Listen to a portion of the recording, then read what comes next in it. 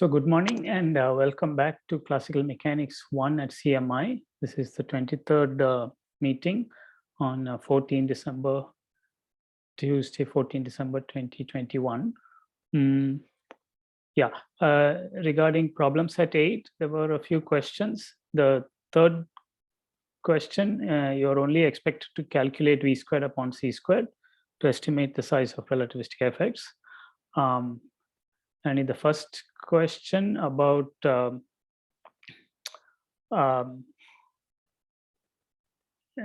pendulum, you're supposed to, the last part, interpret the solutions of the linear differential equation that you will derive for phi, and interpret those solutions and what they mean for the stability.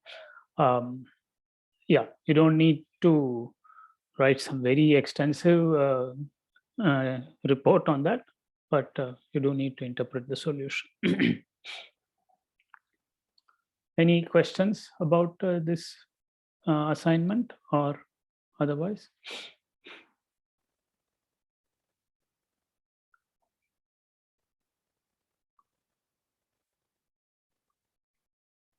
Sir, for the first question, can we write some conclusions when the initial position of the pendulum is not the highest point? Sure. Yeah, you can write your conclusion. It's very near the highest. Correct. Yeah, okay. You can start nearby and then ask what happens. Okay. Correct. Yes. And of course, when you start, you need to start with both phi and phi dot at t equal to 0. So both are part of the initial conditions. Okay, sir. Yeah. So that was Milan Paul. Yes.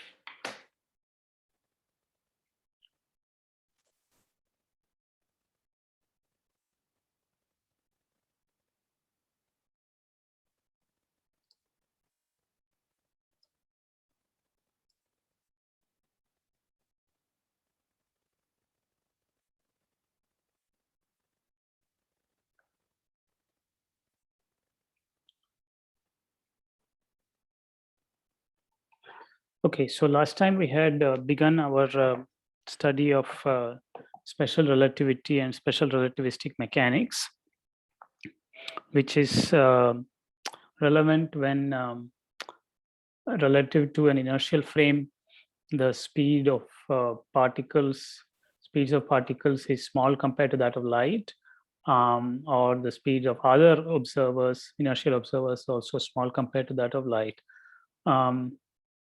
Is comparable to the speed of light. That is the relativistic situation that becomes relevant when it is comparable to speed of light. When it is much less than the speed of light, then we come back to non-relativistic mechanics of Newton, Galileo.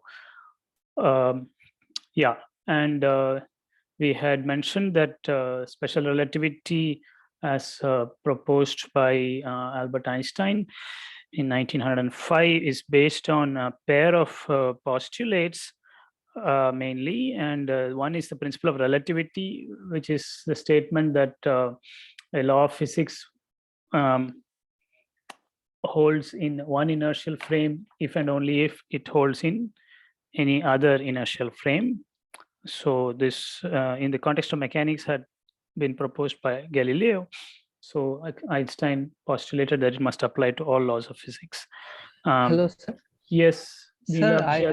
Yes, sir. I had one question, not related to this relativity. Okay. But regarding the EndSEM, sir, can I ask? Okay, please go ahead. Sir, have you planned to hold the EndSEM? I mean, when have you planned to hold it? The scheduled date is Tuesday, 28th of December, 9:30 to 1:30. So that is the officially announced time. We will conduct it in an appropriate manner. The precise details are yet to be worked out. Okay, sir. Yeah, I mean, at the end of the day, you will need to solve some problems. I mean, answer some questions. Now, exactly how it will be done, we will. I will Sir, let you know. actually on 28th of December, our computer NSEM has also been scheduled.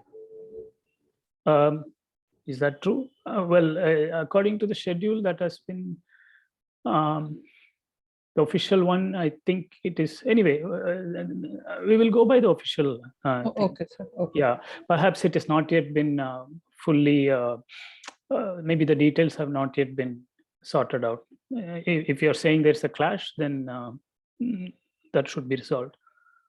Sir, sorry, Yeah. like you just mentioned an official schedule. Is that like accessible by us? Can that be accessed by us? No, Or if it is not yet accessible by you, then it means, I mean, I have received an advanced version of it. Perhaps it has not yet been finalized. So then I think this discussion is a bit premature. Let us wait for the official one to be. Maybe there are some clashes and things are still being worked out. Okay. Yeah.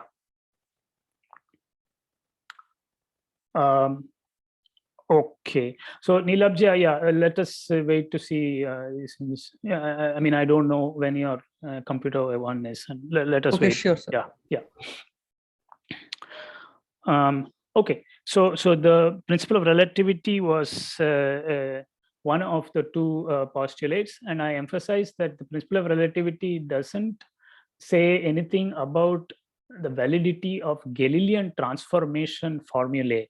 Yeah, how you transform from one inertial frame to another, how variables in one frame are related to the variables in another frame is a separate question, and that will be addressed later today or tomorrow or next time. All we are saying is that the laws of physics must hold in one frame if and only if they hold in another inertial frame. Ram Madhav asks, what did I say about the NSEM date? Okay, so the NSEM date has not yet been fixed. There was a tentative date of the Tuesday, 28th of December, but perhaps it is not yet finalized. It will be coordinated with other courses. Any other questions?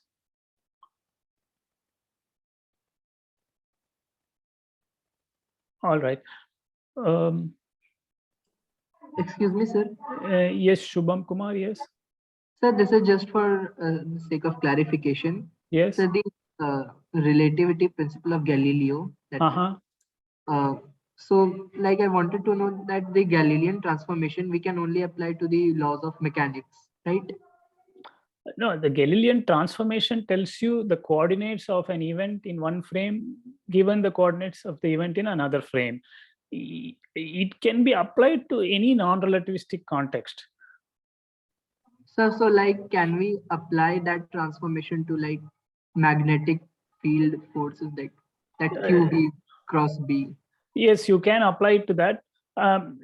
Provided you work in a context where the speed of your charge is small compared to that of light, then it will still be applicable. But sir, even if it's small, then the force will like, there will be some problems, I think, in QV, B cross B. No, okay, I don't know which problem you are discussing, but okay, see, one can discuss non-relativistic physics. The motion of charges, I mean, the original principle of Galileo is really for mechanics. Now Yes, yeah. Like, can we apply it even for small velocities for magnetic field forces, magnetic field? Yeah, provided you work in a consistent small velocity approximation, there is a way to apply it there too. Yeah, but it will not be fully consistent because the full equations of electromagnetism are not invariant under Galilean transformations. So it will not be exactly correct. There will be discrepancies which will have to be ignored. But which will be suppressed if speeds are small compared to that. Yeah. Okay. So Bijayan Rai says Haskell and some on 28th December. Okay, so let us discuss this at some later on. I think no official announcement has been made yet.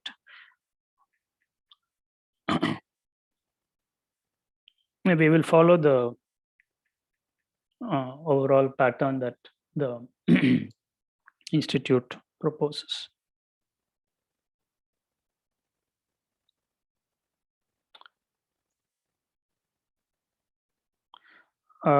Okay, so that is the principle of relativity.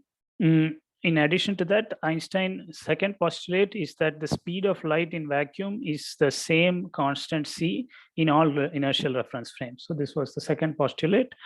In addition to these two postulates, Einstein was also guided by what one may call the correspondence principle, which requires that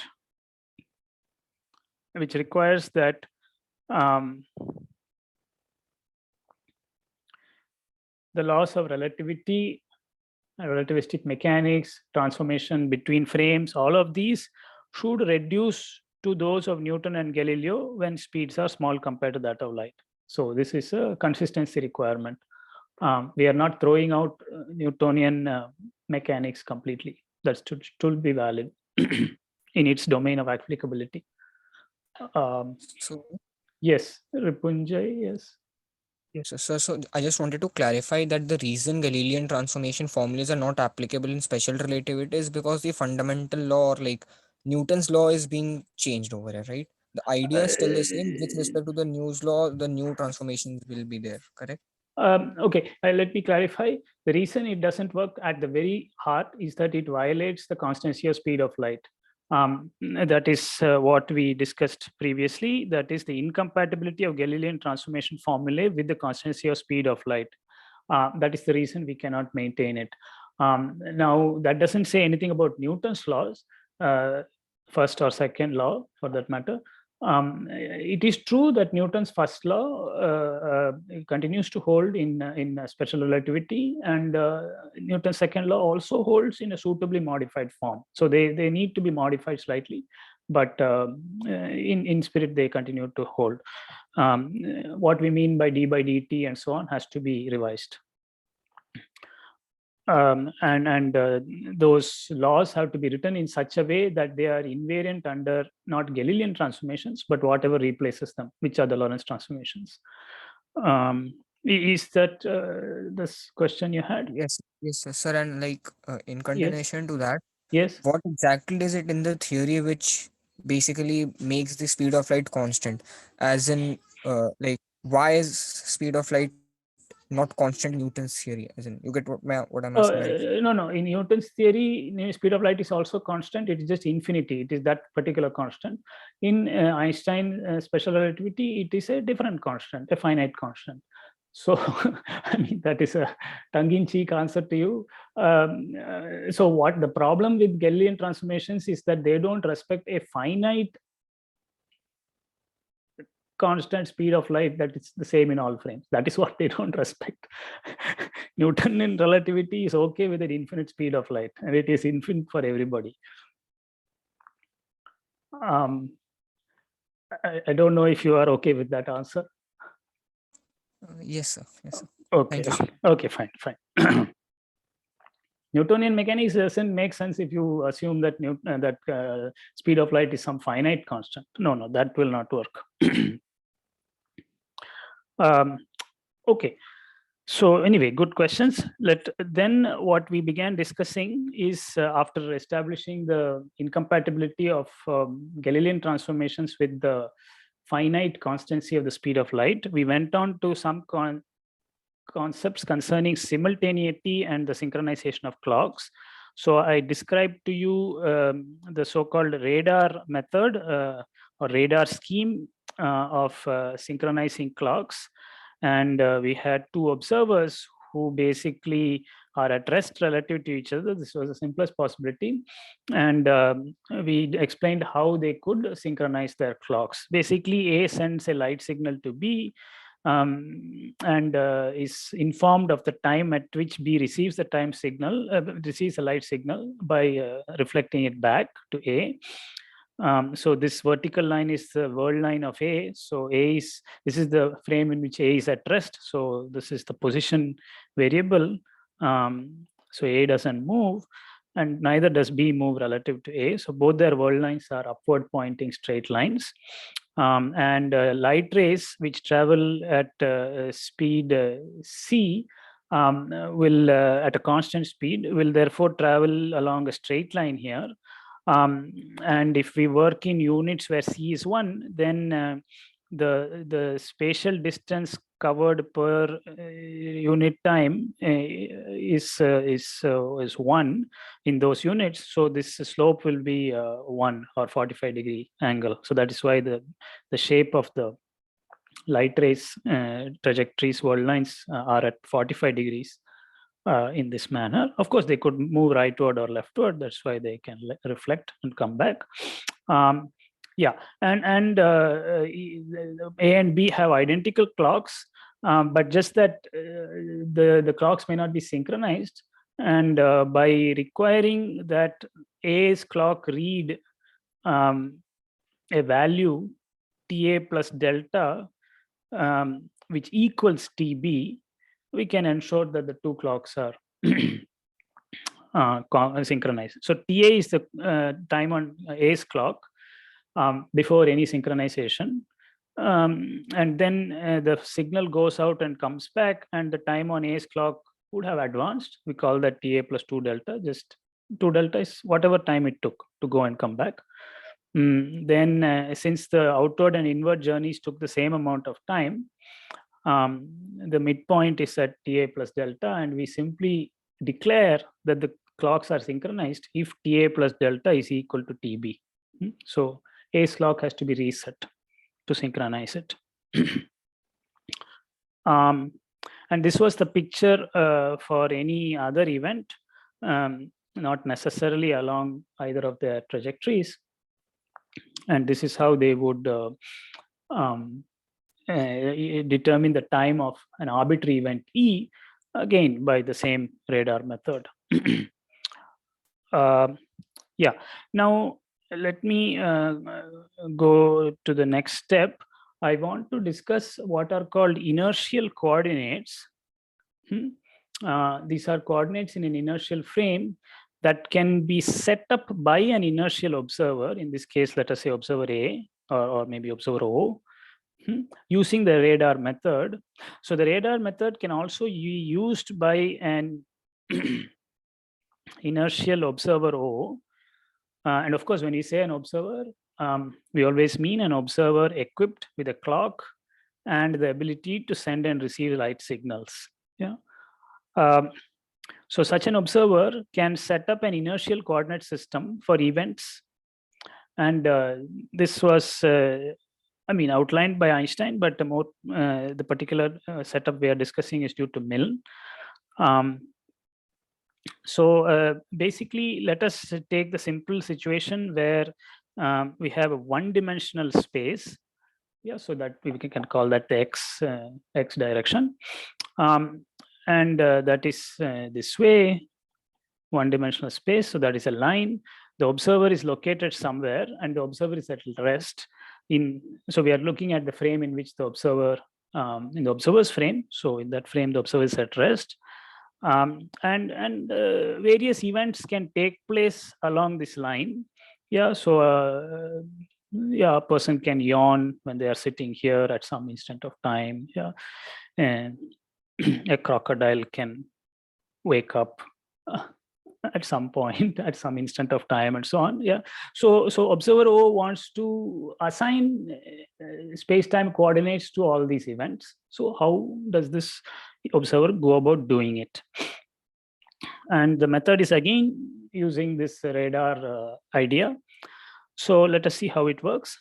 So O sends out a light signal at some time T1 along the positive direction of the line. So this is our line, and let us suppose the person sends out a light signal towards the right. I mean, you choose some direction and you call that the positive direction. Now, of course, if T1 is too late, you may not be able to access certain events. So only events in the future can be dealt with. Of course, if you wanted some earlier event, you must go backward and send your signal even earlier. Yeah. Okay. So now this signal is received at an event E, and that light signal is immediately sent back towards O, arriving at a time T2 on the observer O's clock, the local clock. So that is shown in this figure. Light signal is sent out towards the event and then reflected back and received at a time T2. So it was sent out at time T1, received at time T2. Now, since the speed of the outgoing and returning light signals are the same by the principle of relativity, and they had to cover the same distance, yeah, in O's frame. They had to cover the same distance in O's rest frame.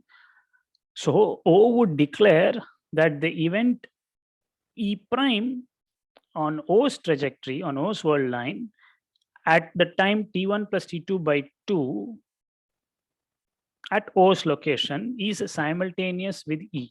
Okay, so basically O is identifying an event on his own world line, which is simultaneous with the event E of interest. So the event E happened somewhere else, but O is identifying an event on his own world line, which is simultaneous with E.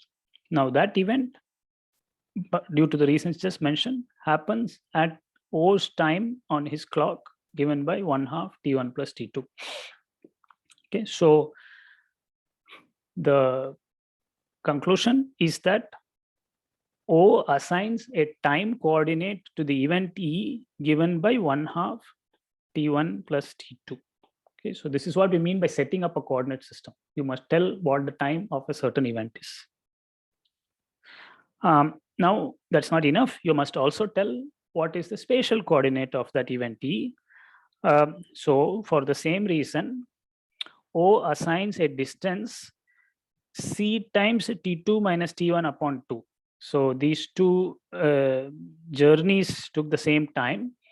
So the distance covered at speed C would be C times the difference T2 minus T1 upon 2. So this was the time light signal took to reach E, and therefore the distance the light signal covered is C times that time taken. So that is the distance to the event. So for this reason, O assigns a distance C times T2 minus T1 upon 2 to the event E from the simultaneous event E prime. All right. So here we observe that we only define distances between simultaneous events. Okay. This matter will come up once again. You will see what we mean. Okay, so thus the inertial coordinates of the event E are given by T comma X ordered pair is equal to T1 plus T2 upon 2 and C times T2 minus T1 upon 2. So these are the coordinates that O assigns to the event E. So it is fairly simple idea. I encourage you to go over it once again in your spare time. And to complete this coordinate system, we say that events that occur on the other side of the line, say we were looking only the positive side of the line, this side, yeah, positive side. Also, there are events on this side. They will simply be assigned negative spatial coordinates. And finally, observer O itself will be assigned the coordinate x equal to 0 in this coordinate system. So these are called the inertial coordinates set up by the inertial observer O. I mean, this is just a nice way to think about things. I wanted to describe it to you. And to get used to, so we are basically doing what Ernst Mach said that Newton did not do. Newton did not think about such matters. How do you actually assign the time of events? Yeah, and Mach said there has to be some procedure involving physical processes. So this is that thing. So this is what this gap was filled by Einstein and the people who came after him. Okay, so Now I come to at first a somewhat counterintuitive idea, which also justifies the name relativity. And this idea is that the idea of simultaneity is relative. That is, events that are simultaneous for one observer may not be simultaneous for another observer. So this is the main message. That's what we mean by the relativity of simultaneity.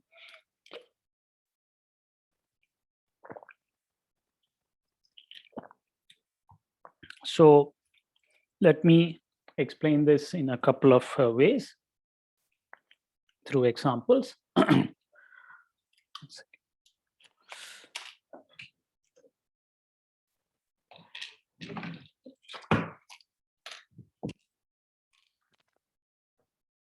So first of all, what do we mean when we say that two events are simultaneous? Well, we have to immediately say they are simultaneous according to some observer. Otherwise, the meaning statement doesn't have any meaning. So two events, E1 and E2, occur simultaneously for observer A if they occur at the same time on A's clock. Okay. So you can use the Milne method to assign times to events. Then suppose there are two events, E1 and E2, and they occur at the same time on A's clock. A is the same as the observer O. Then we will say they are simultaneous as far as observer A is concerned. Yeah. Now, if now the above radar method of synchronization ensures that if B is at rest relative to A, then E1 and E2 are simultaneous for B as well. They're simultaneous for A, they are also simultaneous for B, provided B is at rest relative to A. Yeah. However, we will now show both through space-time diagrams and through thought experiments. Yeah, we will show that observers in relative motion need not agree on the simultaneity of events. Okay. So the synchronization of clocks doesn't work for observers in relative motion. In general, it doesn't work. Yeah, so they cannot agree upon simultaneity. So let me explain this in a picture. Okay, actually I want to do it in two ways, one through this picture and another through a figure, a thought experiment. Maybe the thought experiment is a little bit easier to understand, so let me describe that first. Yeah, so this is the sort of thing that Einstein used to think in terms of.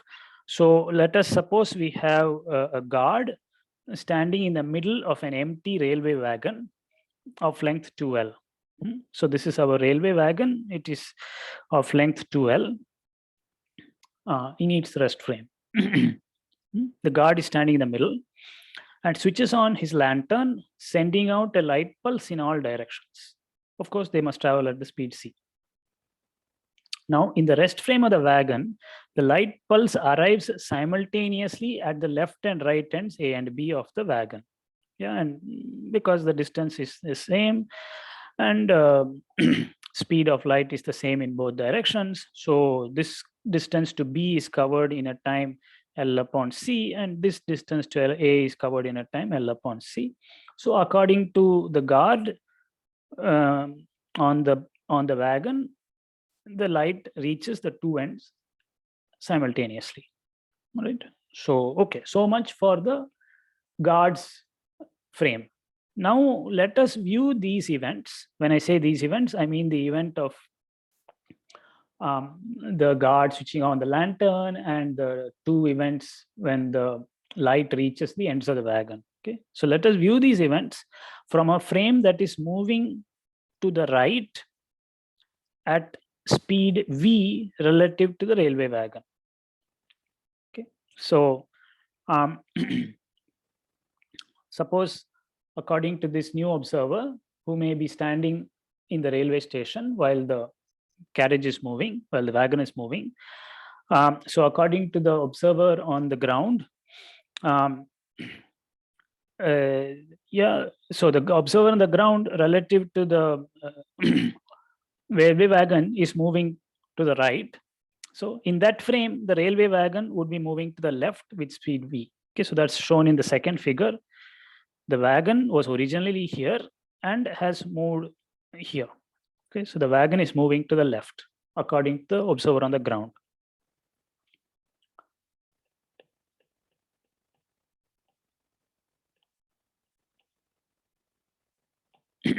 Okay, now though the light pulse travels the same speed c in this frame, that is in the station observer's frame, ground observer's frame, it has to cover a distance shorter than L to reach the right end. Yeah, the wagon has moved to the left, so the left end of the wagon has moved further out, whereas the right end of the wagon has come closer to the point where the lantern was switched on. Therefore,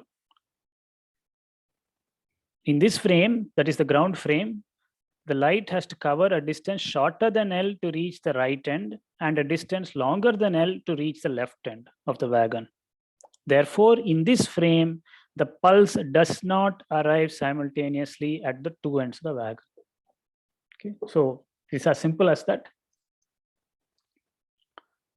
According to the observer on the ground, the light pulse does not reach the two ends of the wagon simultaneously. Yeah, so we have established. Hello, sir. Yes, please. Sir, Nilad, if we are yeah. checking for the simultaneity of the same event, No, you need two events. You need two Yeah. events to talk about simultaneity. sir, I mean, the event should be the same to compare, right? I mean, in the first case, we are actually seeing when does the light reach the point A, and in the second frame, the point A actually changes. No, not the point A, the end of the wagon. We are talking, we have to speak physical quantities. So the two events that we are concerned with are the arrival of the light signal at the left end of the wagon and at the right end of the wagon. Okay, sir. Those are well-defined events, no matter which frame you look at them from. Okay, sir. Yeah, but your question is very good because it places a great emphasis on identifying an event correctly. You have to identify an event through physical means, not through some label, because that label itself may change from frame to frame. Okay, good. Yeah, so I hope through this little thought experiment, the relativity of simultaneity has been conveyed to you. This is the first of the many surprises in special relativity. Okay, now I want to. Okay, I mean there is just a very parenthetical remark over here that is not so deep. Okay, I just want to mention that in a similar vein, it can be shown, and you have already done it, I think, in the homework, that events that occur at the same location but at different times, yeah, in one system may not appear to occur at the same location in a different frame of reference. So this was one of the problems in the earlier assignment.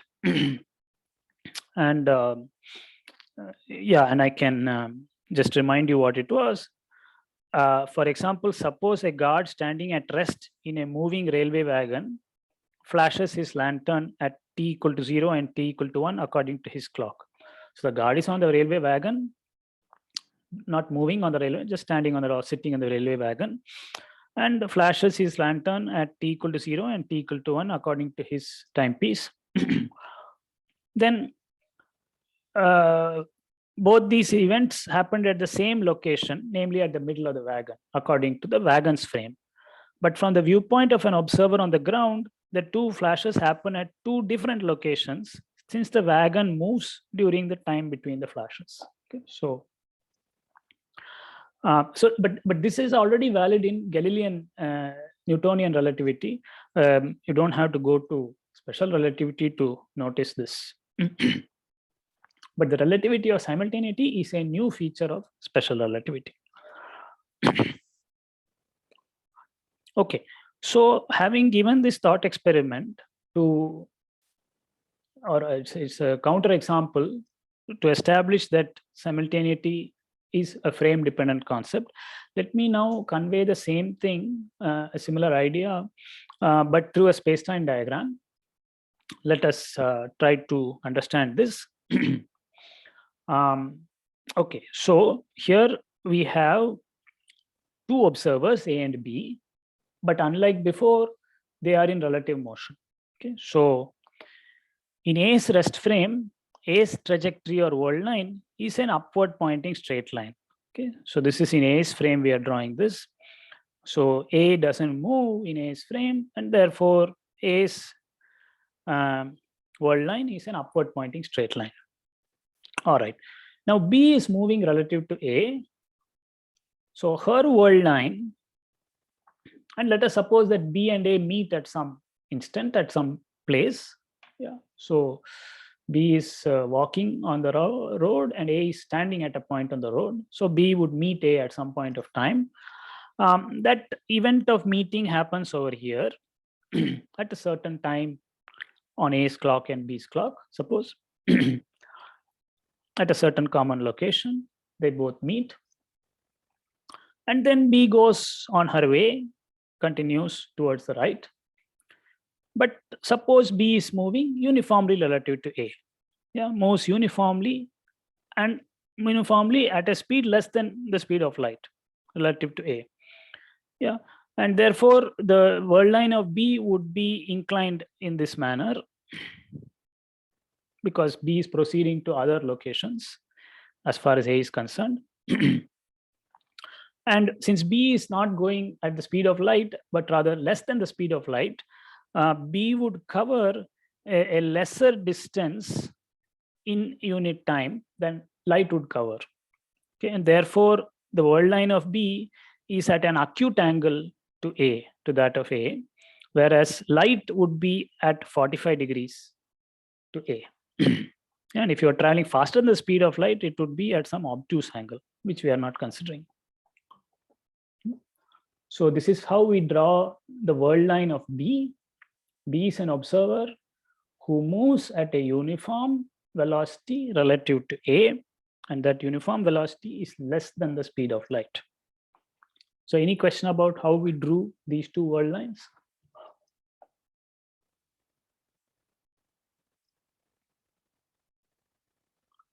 Okay, now let us try to examine the simultaneity of two events. All right. So E1 and E2 are pair of events. Now, okay, so I have to shrink this a little bit so that we can read what is written here. So let me read this so that you're on the same page as me. Observer B moves at a uniform velocity less than the speed of light relative to observer A. So their world lines, which are drawn by represented by solid lines, are inclined at an angle less than 45 degrees. 45 degrees would be light. Okay, so now time as measured on their clocks increases upwards along their world lines. That is the setup. Now they meet at the event E. So at the event E, the two world lines intersect. So they meet over there. Now at that event of meeting, they do something interesting. Both of them send light signals, which are represented by these dashed lines, to events E1 and E2. Okay, so they're both together there, and they are both going to send light signals out towards events E1 and E2, which are then sent back. Okay, so they both send light signals. Those reach certain events E1 and E2 and are reflected back. Now suppose the events E1 and E2 are simultaneous according to A. So that would be what this picture designates, is conveys, because the light signal that went out to E2 came back to A's world line at the same time as the one that E1 returned. Okay, so A will declare using the radar method that E1 and E2 occur simultaneously with the event EA on A's world line that is located over here. Okay, so remember previously we were able to tell an event on A's world line which is simultaneous with any given event. So in this case, E1 and E2 are both simultaneous with EA. Right? Okay, so A declares that E1 and E2 are simultaneous. Now let us see what B says. So A says that they are simultaneous because he receives the returned signals at the same time on his clock. But this is not the case as reckoned by B. So B unfortunately disagrees. Let us see when B receives the returned signals. According to B, the signal from E2, which B sent out here, is going to return at this time on B's clock. This event on B's clock is going to be the one at which B receives the signal from E2. On the other hand, the signal from E1 comes to B much later according to B's clock. All right. So B is going to say that E2 precedes E1 according to B. Okay. B is doing the same thing as A. B is sending out signals, receiving them, dividing the time by 2, and determining the time at which a simultaneous event on B's world line happened with E2. Okay. Same way B does it for E1. Unfortunately, these two times for B do not coincide. Okay, so the events E1 and E2 are simultaneous for A, but not for B. Okay, so that is the story. I hope you are able to follow. If you did not follow this approach, please look at the guard in the wagon. That also conveys similar idea. Yes, please. Sir, I mean, just out of curiosity, Yeah. for a world line which has this slope more than 45 degrees, Okay. just if we imagine, Yes, the yes, something like this. this light ray never reaches back to it.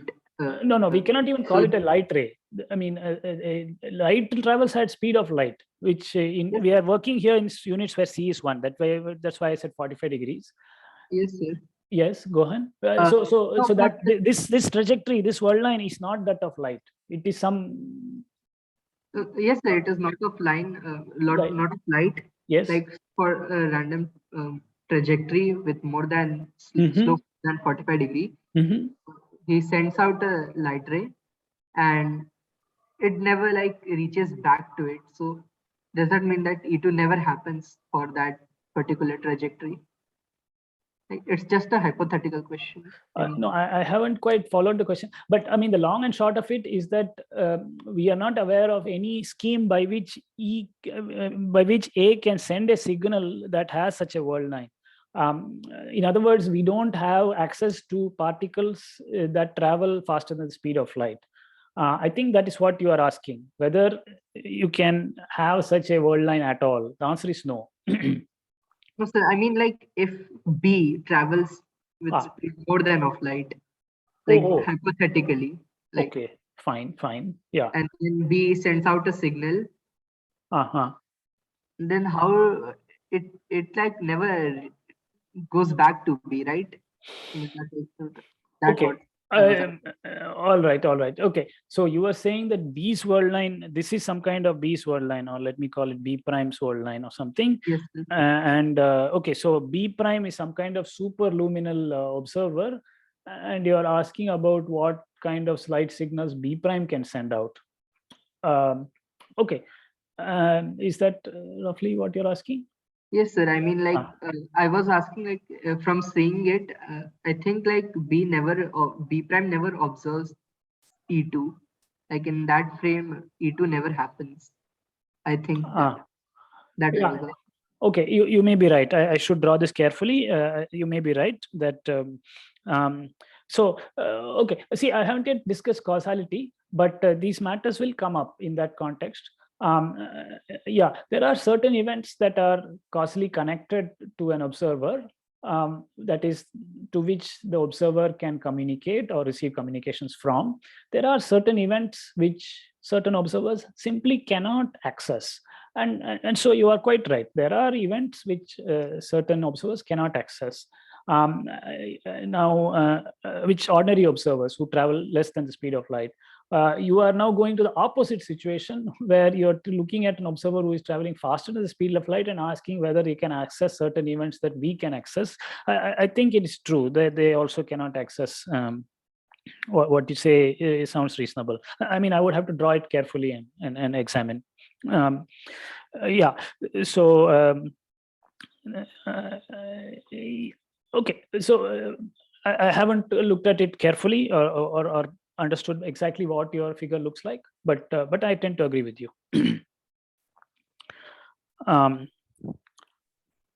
Yeah, but I think it will be good once we talk about causality, then there will be additional framework to discuss these things. Yes, Rooptak. Yes, I just wanted to confirm, like, B assigns time to E1 and E2 by like it's like taking the difference of that. I mean, taking the average of the time. Yes. Correct, exactly. There is some TB2. This is TB1. Yeah, and now B is going to assign a time to E1 as the average of TB1 and TB2. Is that what you're asking? Yes, sir. Yes, sir. Exactly, you are correct. Same way, B is going to assign a time to E2 as the average of TB3 and TB1, namely the sending and receiving times on B's clock for that event. Yes, sir. Yes, sir. Precisely, yeah, you're correct. Yes, thank you, sir. Yeah, and the point is that those two times for E1 and E2 are not the same. Okay, very good. You got the point. Any other question? Yes, sir. I had a few Yes, questions. Gautam. I'm Yeah. a bit confused. Yes. So the space-time diagram, we would need to draw this with respect to some frame, right? So is this with respect? A's rest frame. A's We are frame? drawing in A's rest frame. That is why A's trajectory is upward pointing straight line. Okay. In that case, how are we able to make conclusions about what B is perceiving? Using the radar method. See, B does what B always does. To determine the time of an event, B simply see whether B is moving relative to A or not is not relevant. Go back to our previous discussion. How does an observer assign times to events? Procedure is very simple. Simply send out light signal, let it reach the event, come back to you, divide that time elapsed by 2 and tell that is the time it took. Yeah, that's all. So whether B is moving relative to A is irrelevant. In fact, there is no meaning to talking about whether B is moving or not. B is simply an inertial observer that can send out light signals to various events.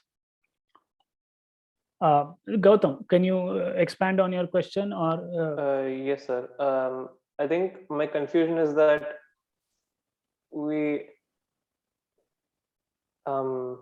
okay, I think this idea itself that I'm having is wrong. So it's sort of the idea that so light moves at C for everything, every observer. Exactly.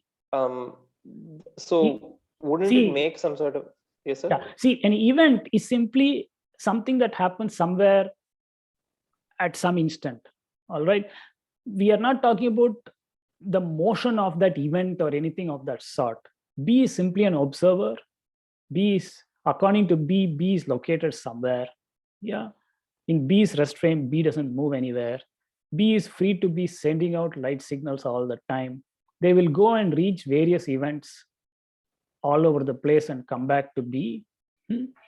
And B will note down the time at which the signal was sent, time at which signal was received, take the average of those two and assign that as the time of that event. That's all. We are not concerned at all with whether B is moving relative to some other third party and all. It's all irrelevant. Okay. I think I will need to think about this more. But one more question I had, which is as a follow-up to Shubham's question on B prime moving fast in the speed of light. So it would seem that, like he said and like you said, it would seem that B prime cannot access certain events, like cannot get a signal from E1. But in B prime's frame, light is still moving at C relative to B prime. So shouldn't light still be coming at B very fast? And but am I mixing things up? Yeah, no, I think let us not let us not go into this because it will unnecessarily confuse us. Let us right now focus on observers who move at speeds less than the speed of light, and understand that situation first. Yeah. Let us get that part straight first. Excuse me if I am preventing you from imagining other things. But it's important we first understand, I mean, the type of question you asked before, it's a much more important thing to have straight and understood than speculation about what B will or will not see if B is moving faster than the speed of light. We can try to draw a diagram for that separately. Okay, okay. Or let me put it differently. Certain events cannot be accessed by A, and they would be okay. Now, I think it's really best discussed after we talk about causality. Then we will have yet more structure to the space-time diagram.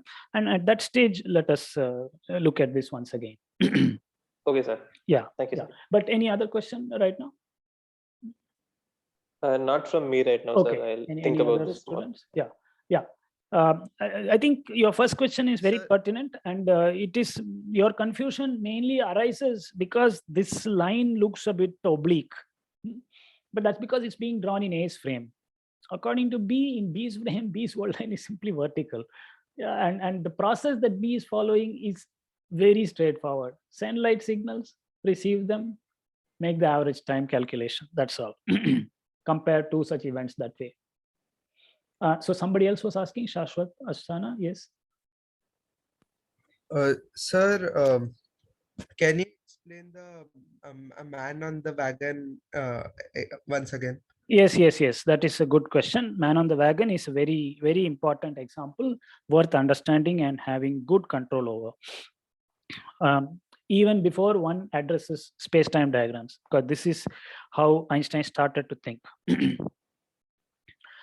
So let us, what are we doing? We are trying to demonstrate that two events may be simultaneous for the guard, but not simultaneous for station master. Okay, this is the main point. All right. Now, as far as guard is concerned, guard sends out a light signal in all directions, in particular towards the back of the wagon and towards the front of the wagon. According to the guard, who is simply at rest in the frame of the wagon, guard is not walking in the train or anything, the two light signals will reach the two ends of the wagon, which are equidistant as far as the guard is concerned.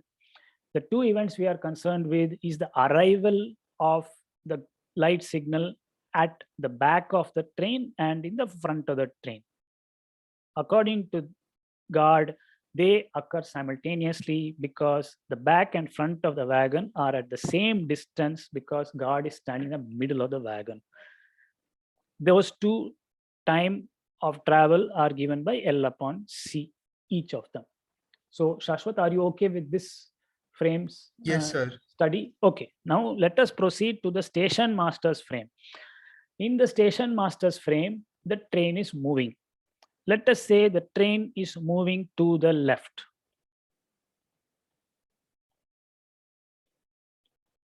Okay, so train which was originally here, according to the station master, when I say originally, when the station master observes that when this person has sent out a light signal, let us suppose.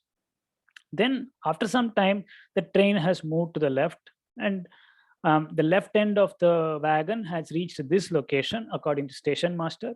Right end of the wagon has also advanced and reached this location. Yeah. Now,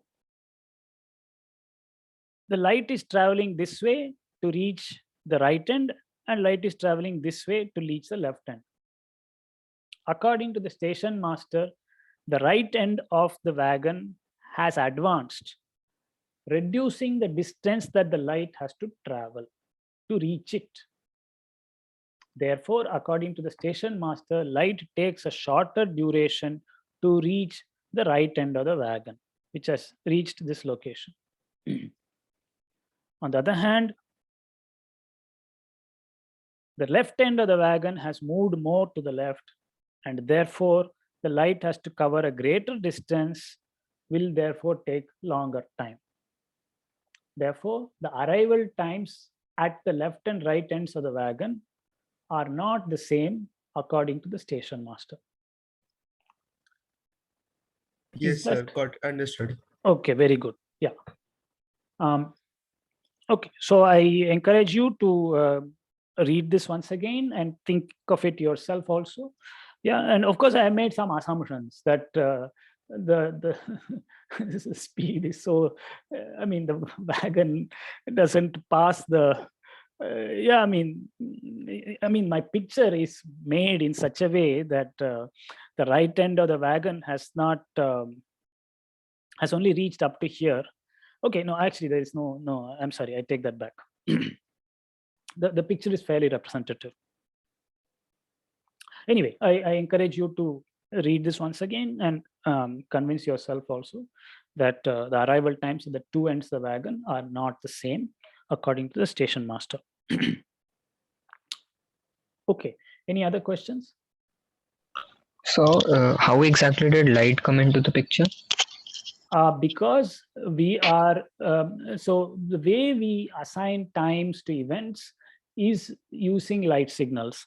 So light in this particular example came because the wagon, the station, sorry, the guard is switching on a light pulse, letting it go. So that's where it came from. No, so like, as in, why only light? To assign. Okay. Well, because it is convenient and it has a common speed for all observers, so it's particularly convenient. Yeah, you do raise a good point. Why not use some other type of particle, send it and receive it and so on? Yeah, you could do that. You could do that and see how things differ for different observers. The point is that things become complicated because the speed of a massive particle, as we will see, is not the same for all observers. The principle of relativity only tells us that the speed of light is the same for all observers. So many calculations simplify if you use light as a kind of measuring device. So it's, yeah. When we call observers, we particularly only use our eye sense, that is one we get by light. If some organism would have only the sound sense, then would have that been the case that only the sound speed would have mattered or something like that. Like I mean, the definition of observation is dependent upon light. Is that only the case, or there's something more to it?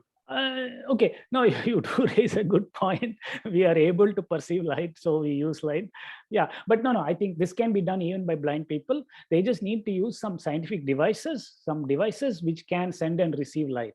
Yeah, and that scientific that measuring instrument will have to convey the sending time and receiving time to the observer, even if the observer was blind. The point is that we can use microwaves, you can use X-rays, you can use gamma rays to do this. You don't need to use visible light. So for most of us, we will not see the X-ray at all. I mean, it simply kill us. Yeah, yeah. So it's not dependent on whether we can see it with our eyes or not. It is really using the principle of relativity that says that electromagnetic waves or light travels at a particular speed for all observers. We are only exploiting that.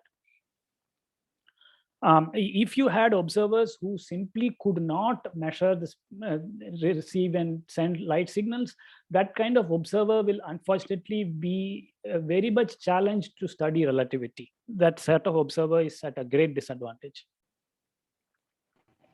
Sir, and another thing, yes, like, is there an existing theory which actually tells us that why speed of light should not change when you change observers? Like, why it should be constant, or is just a postulate?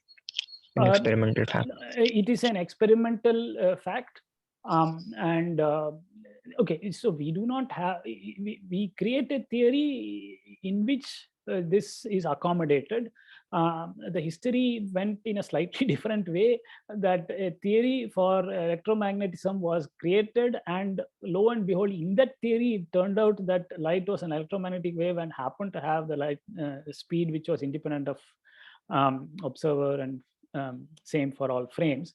So, I don't know if I can say that we have a theory that predicts that the speed of light should be frame independent constant.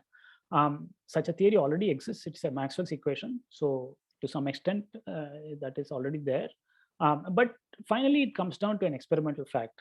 And if it was not through the experiment, then we will have to develop a different theory where speed of light was not a constant. And sir, in Maxwell's theory also, isn't it because somehow you involve the ideas of relativity without knowing that you are using, right? Maybe, yeah. I don't know how I want to respond to that. Okay, it is a miracle that Maxwell's equations do describe electromagnetic waves, of which light is an example, and that they do they do predict that light has a certain common speed.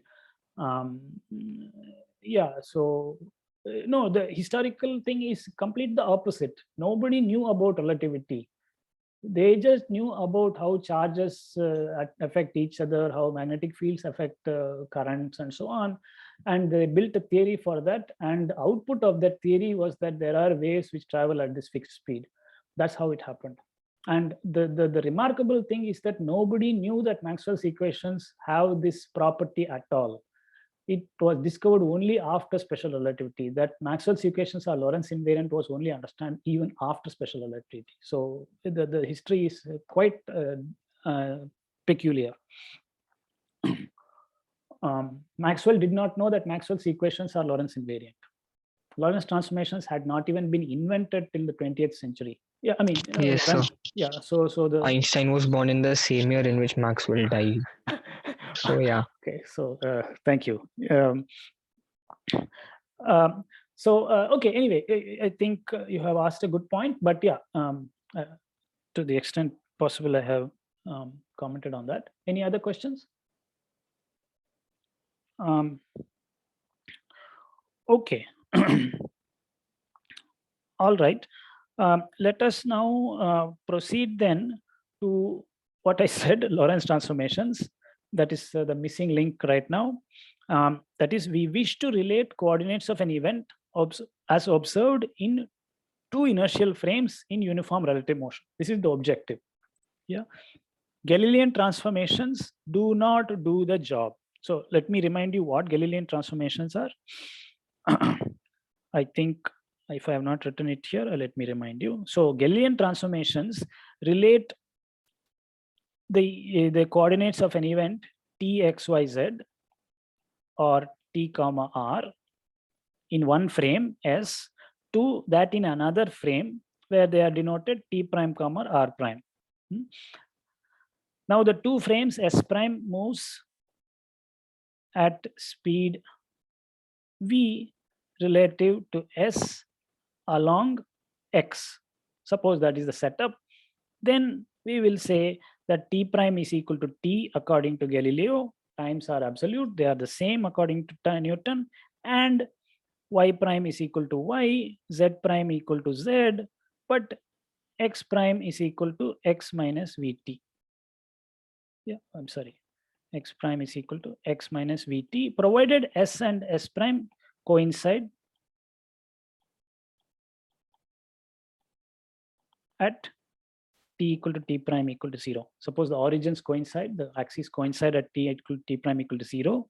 So the systems were coincident initially, and then s and s prime were coincident, and then s prime moved to the right later on. Galilean transformations say that the times are identical, the spatial coordinates in orthogonal directions are unchanged, but the spatial coordinate along the direction of motion is related in this manner, x prime equal to x minus vt. So this is called a Galilean transformation. We did examine what this would imply for the speed of light in the two frames, and we arrived at a contradiction. That is, the speed of light would be c minus v, and that contradicts the principle of relativity, second postulate. Sorry, the second postulate of relativity. Now, Einstein found a new transformation law. By transformation law, I mean a map between xyz t and x prime y prime z prime t prime. Okay, a certain transformation that ensures that the speed of light is the same in both frames. This transformation is called a Lorentz transformation, since a similar transformation had been introduced by Lorentz in an attempt to explain the Michelson-Morley null result. So Lorentz had introduced a similar thing. So it is called the Lorentz transformation. Yeah, actually, I don't think Lorentz had the full transformation. He basically, the length contraction formula, in effect, he had something to that effect, because he was really talking about the arm of an interferometer being shortened and so on. We will derive the full Lorentz, the details now. But Lorentz is a highly respected physicist, and Einstein had a very high regard for him, and he was in a national hero in some ways. And as I understand, when Lorentz died in Leiden, in the Netherlands, as a mark of respect to him, the city switched off all lights in the evening for some duration of time, to observe and pay respect to Lorentz. And Einstein held him in very high regard. And Lorentz did many things in physics, not just Lorentz transformation. Okay, so let us go back to the setup we had introduced. As before, suppose we have two inertial frames, S and S prime, with them coinciding at t and t prime equal to 0. So they coincide, and then S prime moves to the right at some speed v, so velocity v along the positive x-axis. Given any event, it has coordinates in the primed and unprimed frames. We need to know the relation between the two. Now, let us see how we argue. The simplest possibility is to take the transformation to be linear, like the Galilean transformation. Galilean transformation is also linear, right? T prime equal to t, this is identity. X prime is equal to x minus vt. This is also linear in x and t. Y prime equal to y, z prime equal to z. So this is Galilean transform. So it's linear. That is, x appears to first power, t appears to first power. V is simply a parameter. All right. The simplest possibility to take the Lorentz transformation to be linear. Why? Because a nonlinear transformation could lead to an acceleration of a particle in S prime, even if its velocity were constant in S. Okay. Suppose we make some nonlinear transformation, then a particle which is traveling at constant speed in S may be perceived as traveling at a non-constant speed in S prime, and therefore would be said to be accelerating, even though S is saying that it is a free particle. Okay. Now, this would violate Newton's first law, because these are two inertial frames, and we are being conservative and trying to retain to the extent possible the basic idea of Newton's first law. Okay, so Einstein is not throwing out Newton's first law. Free particles in a pair of inertial frames are still expected to follow straight line trajectories at constant speed. This principle we are not throwing out, Newton's first law. So Einstein tried to create special relativity in the most conservative way possible, without discarding Newton's first law. Okay. Now, since the motion is only along the x direction, that is the motion of the frame S prime, yeah, we begin with the most general linear transformation that does not affect the y and z coordinates. Okay, I will explain why that is done. So we are going to suppose that x prime is related to the unprimed variables via this formula. X prime is ax plus bt, y prime equal to y, z prime equal to z. So the orthogonal directions are spectators, and t prime again is some linear function of x and t. T prime is some ct plus dt. Sorry, cx plus dt. Okay, so this is the most general linear transformation that does not affect the y and z coordinates and is also not affected by them. So x prime doesn't depend on y and z, for instance. Yeah. We will further assume that d is positive. This coefficient d that relates t prime to t, we will assume it's positive. Such a transformation will be called orthochronous, so that the arrow of time, namely past to future with increasing time, is the same for both observers. What we mean is that if x is held fixed and t increases, t prime will also increase. That is what we want to maintain, that the arrow of time is the same for both observers. All right, so for that reason, we will assume that d is positive. We don't want for S prime sort of their time to be running in the opposite way, backwards relative to S. So this will be what we will get finally will be called an orthochronous Lorentz transformation. But we are not there yet. Okay, now I need to give a short justification for this ignoring any change in y and z. Okay, so here is a thought experiment to justify the assumption that y and z are not affected by the motion in the x direction. So this is a slight detour. Okay, any questions so far about this linear transformation? Just the formula.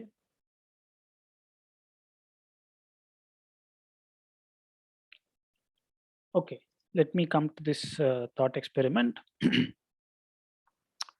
Okay, suppose there is an arch. Okay, so there is a railway line here. There is an arch here. An arch. This railway line runs along the x-axis. Let us suppose an arch of height h along the railway line in the y direction. Let us suppose this is the y direction. Now a stick of height h fits exactly into the arch as indicated. So this is the stick. It is also of height h. It fits exactly into the arch when placed there at rest. Okay. So in the rest frame of the railway track and of the arch, a stick at rest placed vertically will just fit into the arch. Okay. Now let us suppose that the stick approaches the arch along the track at some speed v. So suppose the stick is approaching the arch at some speed v. And let us suppose that the y coordinate is affected by this relative velocity. Okay. Previously we said that the y coordinate is unaffected. I am giving some justification for this. So let us work through reductio ad absurdum. That is, we will suppose that the perpendicular direction is affected, coordinates in perpendicular direction are affected. So suppose the y coordinate is affected by the boost along x. Then relative to the arch, the top of the moving stick would not have height h, it will have some other height. Let us call that height h prime.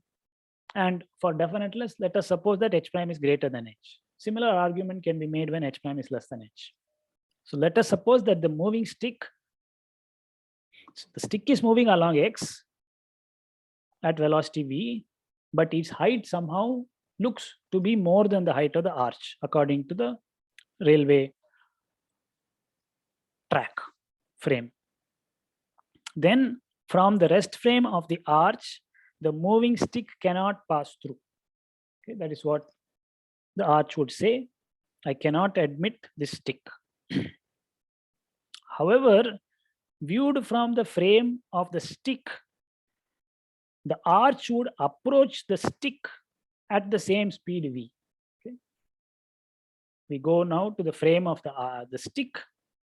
The rest frame of the stick, the arch is approaching at speed v. Because of our assumption, the stick would say that the arch appears to have a height h prime greater than that of the stick.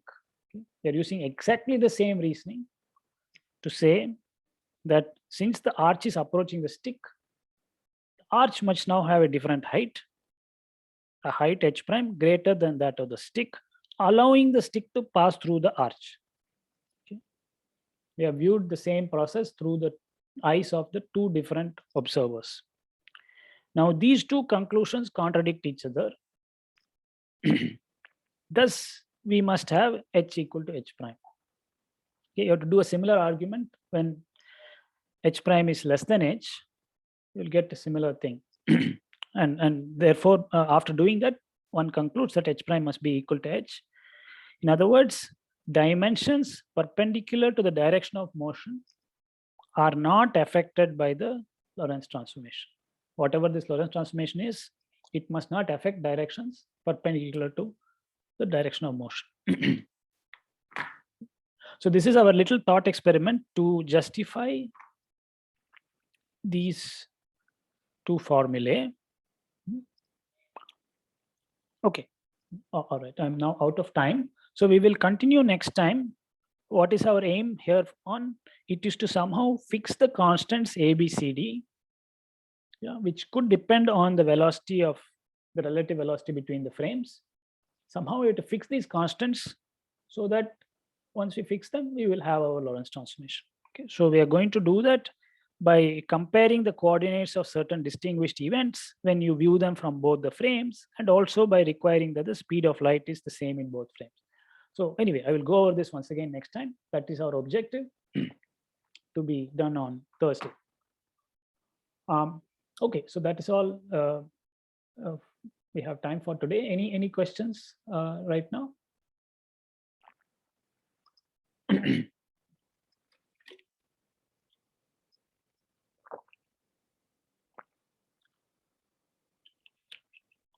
Okay.